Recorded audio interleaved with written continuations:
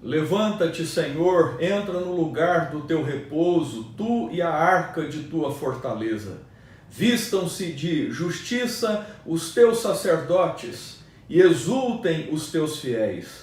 Por amor de Davi, teu servo, não desprezes o rosto do teu ungido.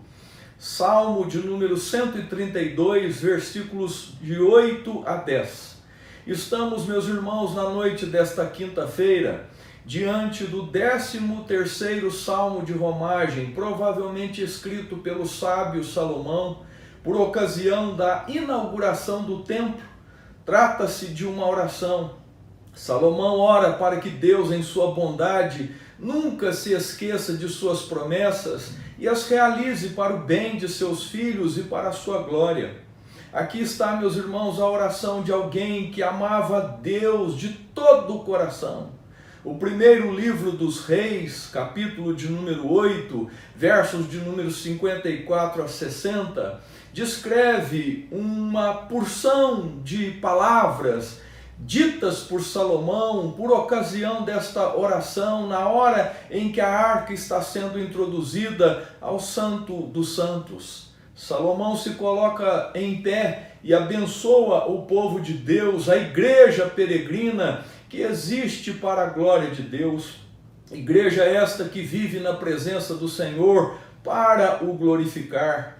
Tendo Salomão acabado de fazer ao Senhor toda esta oração, diz o primeiro livro dos Reis, e súplica, estando ele de joelhos, com as mãos estendidas para os céus, se levantou de diante do altar do Senhor, pôs-se em pé e abençoou toda a congregação de Israel em alta voz, dizendo: Bendito seja o Senhor, que deu repouso ao seu povo de Israel, segundo tudo o que prometera. Nenhuma só palavra falhou de todas as suas promessas, feitas por intermédio de Moisés, seu servo.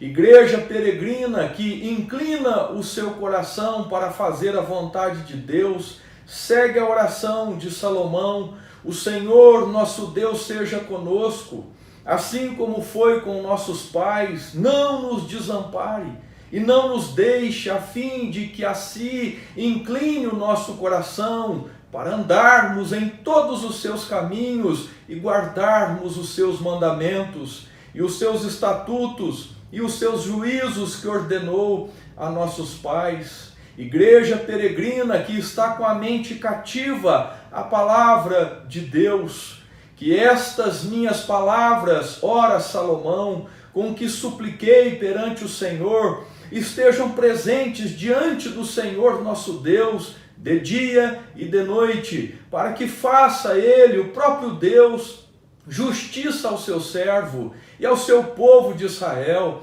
segundo cada dia o exigir, para que todos os povos da terra saibam que o Senhor é Deus e que não há outro. Meus irmãos queridos, a vida da igreja peregrina está na presença de Deus. O coração dos peregrinos está na presença de Deus. Os sentimentos dos peregrinos estão na presença de Deus. A mente de todos os peregrinos está na presença de Deus. Por isso, a igreja peregrina, forasteira, adora e bendiz a Deus. E você, por onde você anda, meu irmão, minha irmã? Por onde anda o seu coração e a sua mente? Salomão, preste bem atenção, foi um rei sensato, espiritual e piedoso até certo ponto de sua vida. Foi um grande poeta de Deus e profundo em seus provérbios, e teve a felicidade de ser filho do homem segundo o coração de Deus. Salomão foi chamado pelo profeta Natã de Jedidias, isto é, amado do Senhor. Foi o terceiro rei de Israel e o primeiro da dinastia davídica, que durou cerca de 400 anos.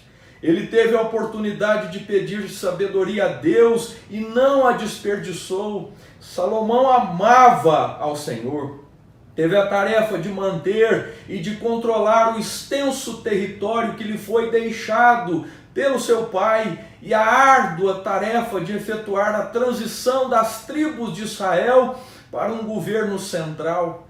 Tudo isso, meus irmãos, com espiritualidade e amor ao Deus do pacto. Salomão também teve a incumbência de terminar o templo que seu pai idealizou. E percebe, meus irmãos, que o bem-estar da nação de Israel dependia tão somente da fidelidade e da santidade do povo de Deus ao próprio Deus. O templo havia sido acabado e a arca de Deus trazida para coroar a inauguração daquele símbolo máximo da presença de Deus. A arca era símbolo do governo de Deus e da presença gloriosa de Deus no meio de seu povo. Salomão então ora no Salmo de número 132, verso de número 8, ele ora a Deus: levanta-te, Senhor, entra no lugar do teu repouso, tu e a arca de tua fortaleza. Senhor, entra no templo com o teu poder.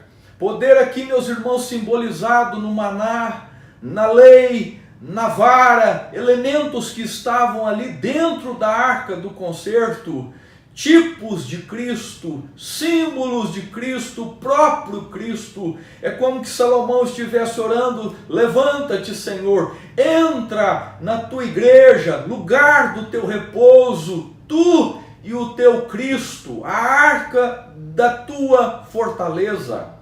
A arca agora, meus irmãos, tem um lugar definitivo. A mesma arca que desbaratinou reis e matou alguns. Deus, meus irmãos, não precisa de descanso e nem de lugar. Do Senhor é o céu e a terra. Mas diferente das divindades pagãs, Deus estabelece o seu trono em Jerusalém. Então Salomão ora ao Deus do pacto, versículo de número 9, vistam-se de justiça os teus sacerdotes. É a segunda petição de Salomão, que estes que vão ensinar, cantar no templo, fazer sacrifícios, sejam revestidos de justiça, sejam justificados, que nossos presbíteros, diáconos, cantores do templo, que os nossos pastores sejam pessoas justas, santas, irrepreensíveis. A terceira petição, ainda no versículo de número 9, Salomão ora a Deus, dizendo: e exultem os teus fiéis, que haja alegria na igreja, mas com a presença do Senhor. Deus, meus irmãos, é a razão da nossa alegria e do nosso gozo. Entramos para adorar a Deus e aprender dele. E em último lugar, a quarta petição de Salomão, verso de número 10, ele diz: por amor de Davi teu servo, não desprezes o rosto do teu ungido. Por amor de Davi, a quem o Senhor fez um juramento, Salomão então roga: não se retire do nosso meio, ó Deus, estabeleça teu trono entre nós. O Senhor está no seu santo templo, cale-se diante dele toda a terra. Pastores, presbíteros, diáconos, cantores do templo, membresia, pratiquem a justiça, vivam em santidade. Igreja do Senhor, igreja peregrina, se alegre com a presença de Deus no culto. Venham sim, mas venham para bendizê-lo, para contemplá-lo e adorá-lo na beleza da sua santidade. Ó Deus, é a oração de Salomão: não despreze o teu ungido, o Messias, o teu Cristo, latente no Antigo e patente no Novo Testamento. Eu, porém, cantarei a tua força, pela manhã louvarei com alegria a tua misericórdia, pois tu me tens sido alto refúgio e proteção no dia da minha angústia. A ti, força minha, cantarei louvores, porque Deus é o meu alto refúgio, é o Deus da minha misericórdia. Para termos, meus irmãos, com ele franca e doce comunhão, Cristo Filho fez-se carne, fez-se nossa redenção, para que na glória eterna o vejamos já sem véu. Cristo padeceu a morte, o caminho abrindo ao céu. Eu termino na noite deste dia. A arca no seu cativeiro feriu os seus captores, quebrou os seus deuses, E quando trazida de volta, a própria arca guardou a sua própria honra com a morte dos que ousaram tratá-la com desrespeito. A força do Deus Todo-Poderoso está conectada à arca da aliança. É na presença do Senhor da aliança que eu e você peregrinamos, cuja presença nós desejamos em nosso ajuntamento solene, e esta presença é a força da igreja. Que Deus habite em nossas igrejas e faça com que o seu poder, a arca Cristo, seja revelada a nós. Uma excelente noite, meu irmão e minha irmã, em nome de Jesus.